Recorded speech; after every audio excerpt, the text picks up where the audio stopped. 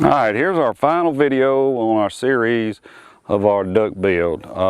This is a 2019 Crew XP 1000 Polaris Ranger. This is the backcountry edition. Why we choose backcountry? Because it has no reverse chain, it has gears, it has a better turf mode in it. Several things. It's updated transmission for this year, and it was coming in other models, and it's got the snorkels, it's camouflage. What other vehicle would be such a good vehicle to start with? Okay, so just an overview.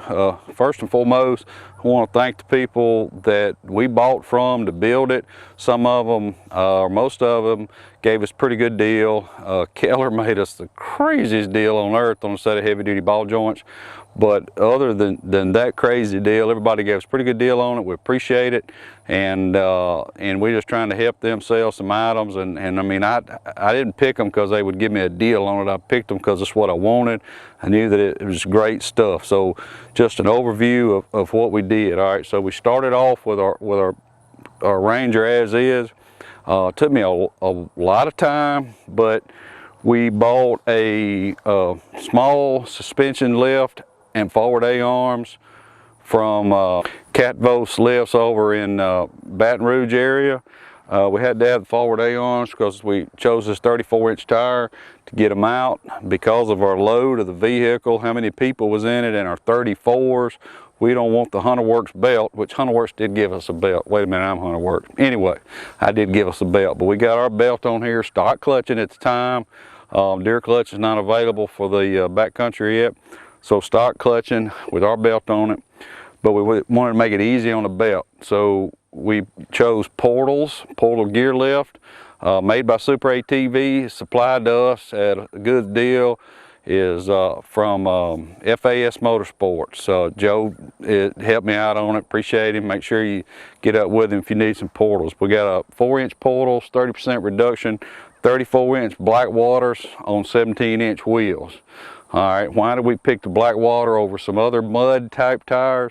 Because all the big mud tires are so heavy, and really I found in the past that we didn't need just this tremendous mud tire for driving in these flooded fields. You know, I mean, a stock vehicle could actually go, it's just that the water is, you know, 2 feet high and you got mud and it's a strain on the clutch, but the traction part was never an issue. So we went with the Blackwaters. I believe these weighed mid 30 pounds or so. It's a 3410-17, I believe, or so. It's just one I came up with.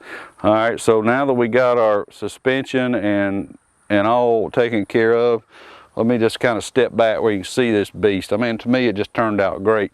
Humoto, we got this awesome roof from Hudo Marty over there at Humoto. It's got cube lights on the side, a LED light bar all the way across the front, cube lights on the other. It's actually got one on the back, but now our duck rack kind of blocks it, but it's all right. Come with a stereo. You don't really need that, but it was $200 or $300 more bucks, so why not? Amazing roof. I actually had it fall out of the back of my truck while going down the road, and it didn't even hurt it. Absolutely great roof. Then we knew we'd have a problem with mud smacking us in the face with the portals and the tires, you know, sticking out. So we got 2 things to help combat that. Set of fender flares from Mudbuster, great people. Actually, one of my customers, and didn't realize it till after the fact. But you know, some very simple design, goes on real easy and quick. And these are, I forget exactly what they call them, but they're wide coverage. They got different widths you can buy. You know, you wouldn't want one 5-6 inches wide on a stock vehicle, so you can get them in different widths. Fortress doors, it's a solid metal door, latch system, opens up suicide style. They ain't got any rattle to them, they're pretty solid.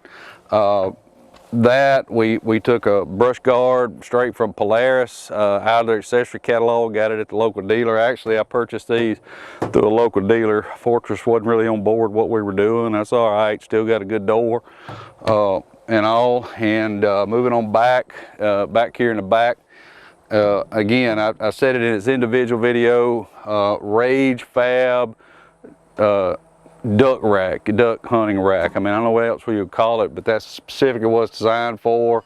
decoys, hook them up over in here with your carabiner. You can watch a video on the whole thing. Lockable storage, rack. Once again, cube lights on all 3 sides. Mojo handles in the back. I mean, this thing is built, you know, from the top to the bottom. I'd say it's one of the top ultimate duck hunting rigs out there. If I had a problem with it, it's a little too tall. I'm 51 and fat.